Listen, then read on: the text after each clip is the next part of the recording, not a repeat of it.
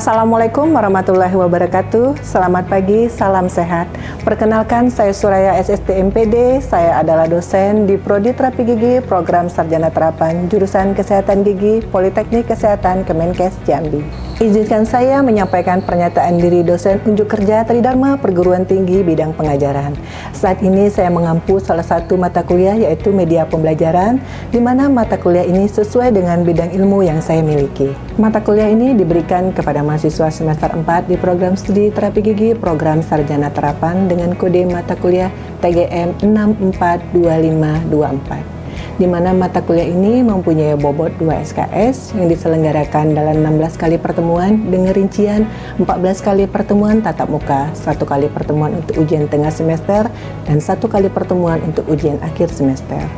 Mata kuliah ini membahas apa itu media pembelajaran, macam-macam media pembelajaran, bagaimana merancang dan mendesain media, dan pada akhir mata kuliah, mahasiswa akan memproduksi dan melakukan pemanfaatan media pembelajaran di bidang kesehatan gigi dan mulut.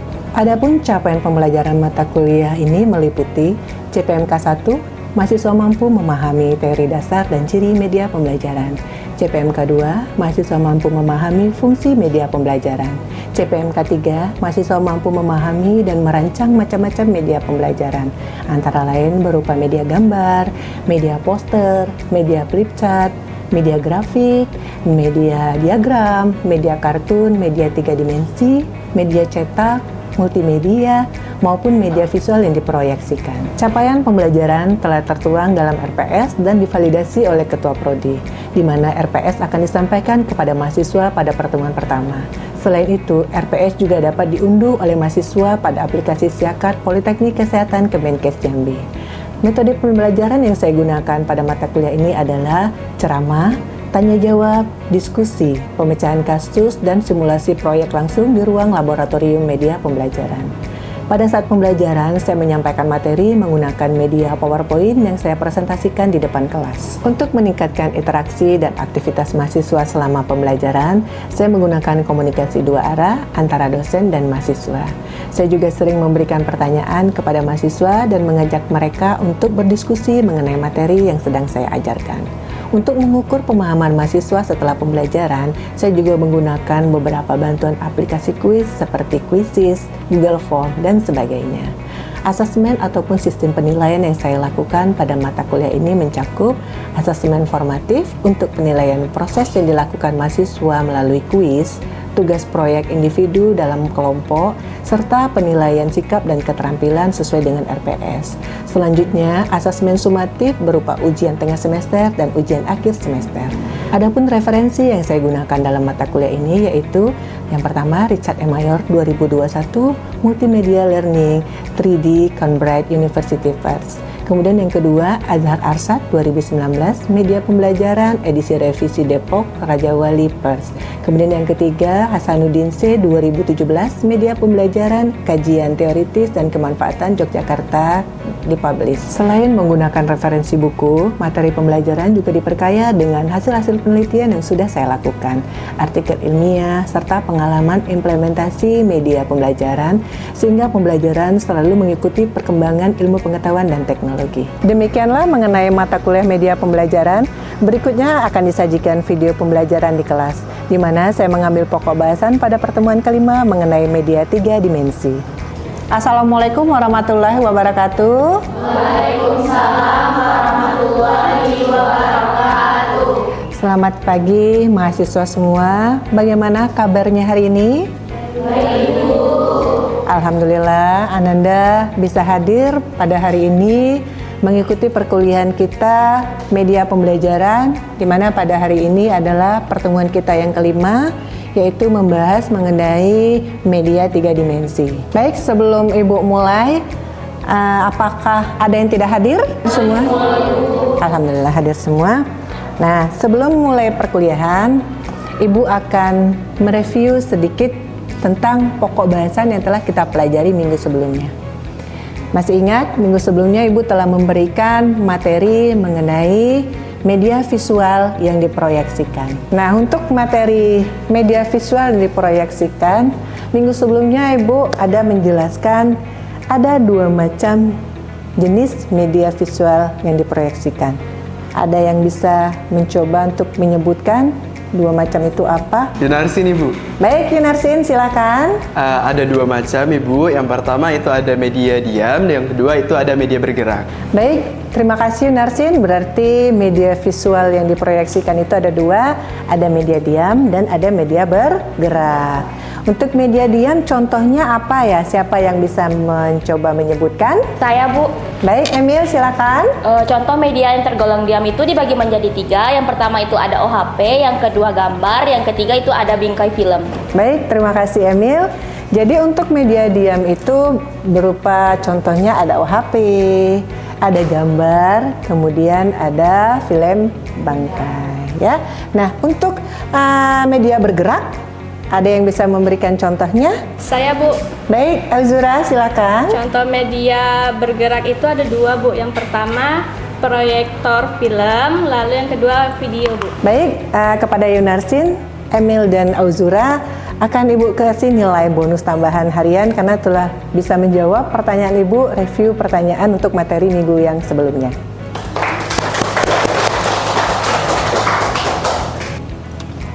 Baik, sudah siap menerima materi perkuliahan kita minggu ini?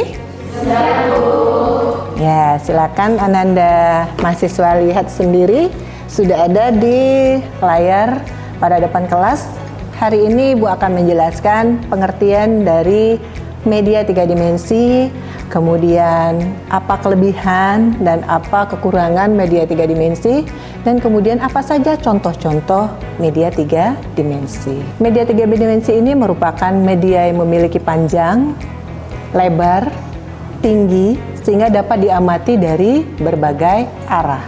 Ya, media 3 dimensi ini mempunyai volume, sehingga bisa kita bolak-balik, bisa kita lihat dari sisi depan, kita lihat dari sisi belakang, dari atas maupun dari bawah. Selanjutnya ada karakteristik media 3 dimensi. Kalian bisa lihat pada layar. Yang pertama itu nyata. Kalau nyata itu bisa kita lihat, ya. Nah, seperti pada layar, kalian bisa lihat contohnya apa di sini? Pantom. Nah, contohnya pantom, di mana model rahang ini didesain atau dibuat dari bahan ada yang plastik, ada yang resin, ada yang juga terbuat dari gips, tapi dia dibuat atau didesain menyerupai bentuk aslinya. Nah, Ibu ada juga membawa beberapa contoh, nanti akan Ibu perlihatkan. Kemudian yang kedua apa? Dapat disentuh, ya. Nah, model gigi ini dapat kita pegang, dapat kita raba, dapat dimanipulasi secara langsung saat pembelajaran. Kemudian karakteristik yang ketiga apa? Dia bervolume, ya, memiliki ukuran yang panjang, lebar, dan tinggi, sehingga dapat dilihat dari berbagai sisi. Bisa dari depan, Ibu bilang tadi dari samping, dari atas maupun dari bawah. Kemudian apalagi yang terakhir? Interaktif. Ya, kenapa dikatakan interaktif? Karena dapat digunakan di dalam kegiatan tanya jawab, demonstrasi, praktik, dan melibatkan mahasiswa secara aktif.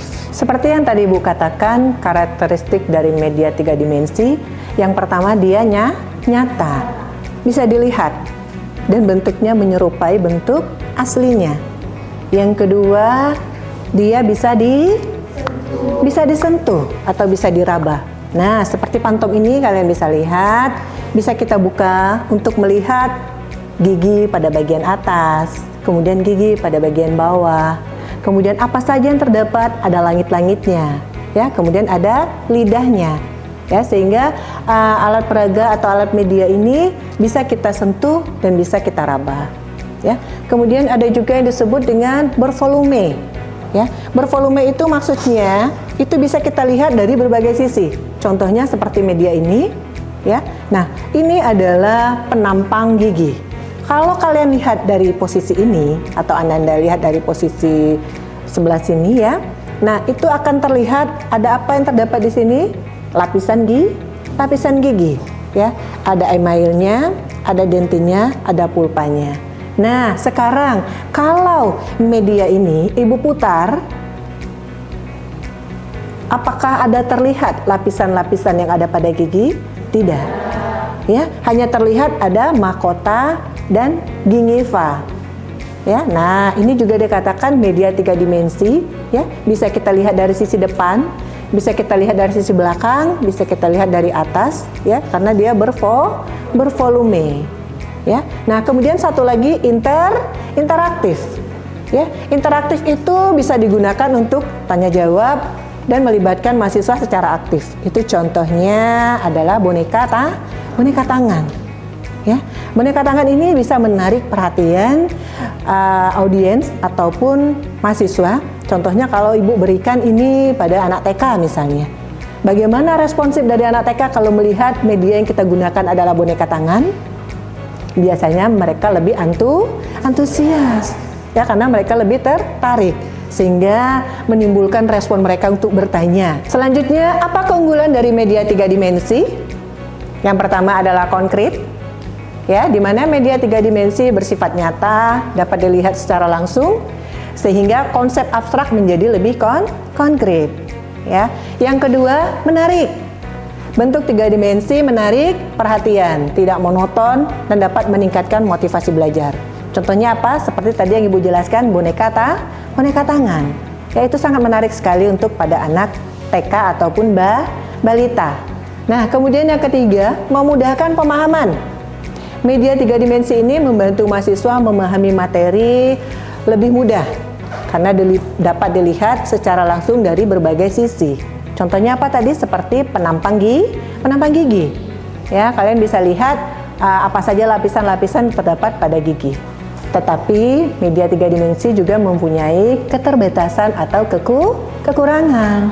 Yang pertama apa? Dia butuh biaya yang lebih tinggi. Ya, jadi pembuatan media 3 dimensi memerlukan alat, bahan maupun waktu yang lebih besar daripada media yang lainnya. Kemudian yang kedua, penyimpanan. Media 3 dimensi membutuhkan ruang yang lebih besar, sehingga perlu tempat khusus agar tidak mudah rusak atau hilang. Seperti pantom ini, apakah boleh kita menyimpannya tercampur-campur dengan media yang lain? Tidak. Kenapa? Apa akibatnya? Dia akan mudah rusak. Ya, dia bisa patah. Ya, kemudian dia akan bisa merusak warnanya. Makanya dia harus punya tempat penyimpanan khusus. Kemudian kelemahan yang ketiga apa? Perawatan. Media 3 dimensi ini diperlukan perawatan yang rutin sehingga medianya dapat kita gunakan untuk jangka waktu yang lebih panjang. Selanjutnya, apa saja klasifikasi media 3 dimensi? Contoh yang pertama itu model, replika atau tiruan. Ya, kalian bisa lihat di layar. Itu contohnya apa itu adalah penampang gigi. Ya. Nah, di mana ini dibuat sesuai dengan bentuk aslinya sehingga memudahkan kalian memahami apa itu lapisan-lapisan yang ada pada permukaan gigi. Yang kedua, contohnya tadi sudah Ibu jelaskan, yaitu boneka. Yaitu boneka tangan, itu berdesain untuk agar menarik perhatian. Yang ketiga adalah diorama, di mana pada contoh diorama ini seperti yang pada layar kalian lihat, itu ada diorama proses terbentuknya karies gigi.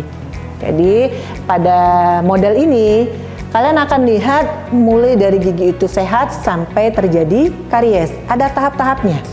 Gigi sehat, kemudian ada plak, terjadi karies dini atau karies yang lebih kecil sampai karies yang sudah menjadi lebih besar atau lebih dalam. Kemudian yang ketiga ada yang disebut dengan mock-up, rancangan atau prototipe dari alat, bahan atau media edukasi kesehatan gigi yang sebelum diproduksi oleh sebenarnya. Ya, jadi kemudian yang kelima ada spesimen, contoh asli bagian gigi atau jaringan mulut yang digunakan untuk pengamatan dan pembelajaran langsung. Mungkin di pembelajaran mata kuliah dental anatomi di semester 1, kalian sudah belajar itu tentang anatomi gigi dengan menggunakan spesimen langsung.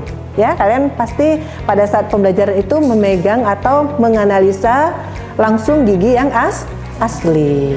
Ya, sudah pernah melihat kan bagaimana bentuk gigi asli mulai dari mahkota sampai akar. Ibu ambil contoh medianya boneka tangan. Kenapa Ibu mengambilnya boneka tangan? Karena boneka tangan ini sudah masuk dan sudah pernah Ibu lakukan penelitiannya pada anak TK Khalifah Kota Jambi tahun 2025, Dan 87,5% boneka tangan ini efektif untuk meningkatkan keterampilan menyikat gigi pada anak usia dini atau anak TK. Ya. Nah, sebelum kita turun atau kita menggunakan media 3 dimensi ini, apa saja yang seperti boneka tangan, apa saja persiapannya, dan apa saja yang harus kita lakukan tahap-tahapnya. Ya, yang pertama kita lakukan persiapan, yaitu menyiapkan dari boneka tangannya. Ya, menyiapkan boneka tangan, model gigi, serta media pendukung lainnya. Kemudian kita gunakanlah boneka tangan ini untuk menjelaskan bagaimana cara menyikat gigi yang baik dan benar pada anak TK tersebut. Kemudian yang ketiga baru praktek mahasiswa. Nah, kita simulasikan, ya, kita demonstrasikan dengan menggunakan media boneka tangan, cara menyikat gigi yang baik dan benar. Nah, bagaimana caranya? Nah, bisa kita gunakan Phantom ini berkolaborasi dengan boneka tangan. Nah, contohnya apa? Misalnya, kita gunakanlah boneka tangan ini untuk memegang sikat gigi.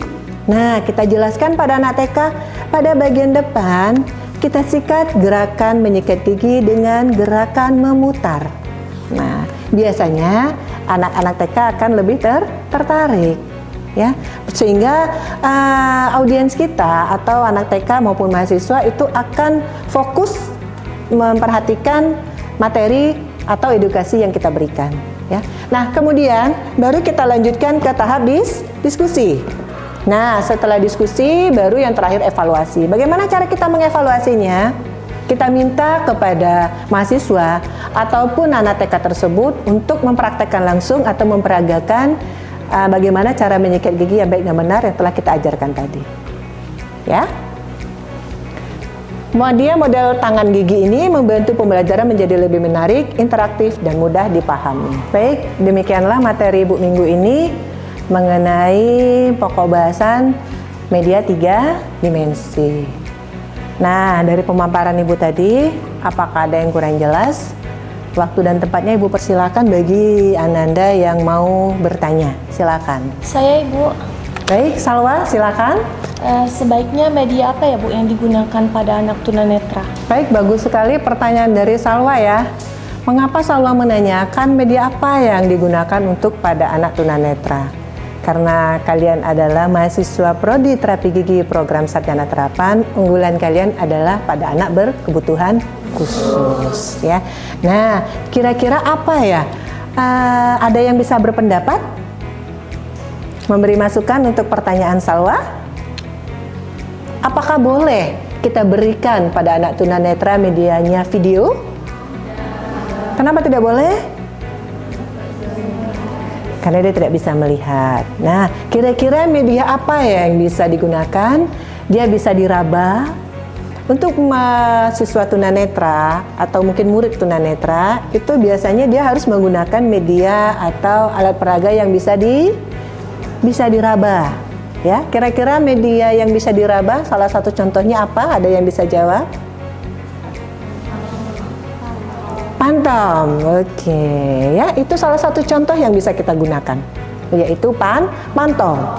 Phantom itu sudah didesain sesuai dengan bentuk aslinya, ya. Jadi bisa diraba oleh murid tunanetra. Bagaimana bentuknya? Kemudian ada berapa jumlahnya itu bisa dia hitung, ya. Jadi untuk media Phantom ini, Phantom gigi itu bisa, ya, termasuk media yang bisa digunakan untuk pada murid tunanetra. Bagaimana Salwa? Demikianlah pertanyaan dari Salwa. Selanjutnya Ibu ingin kalian berdiskusi bersama teman-temannya, membentuk kelompok untuk menentukan atau memecahkan kasus media apa, materinya apa, pokok bahasannya apa yang akan kalian diskusikan. Kelompok 1 terdiri dari Ananda berempat, itu nanti respondennya atau mungkin objeknya itu pada anak TK. Pada kelompok 2, objek atau sasarannya pada anak SD. Kemudian untuk yang kelompok 3, sasarannya adalah ibu hamil. Kemudian yang terakhir untuk kelompok 4 sasarannya adalah pada anak berkebutuhan khusus tunagrahita sedang. Baik, silakan Anda berdiskusi. Ibu beri waktu 5 menit.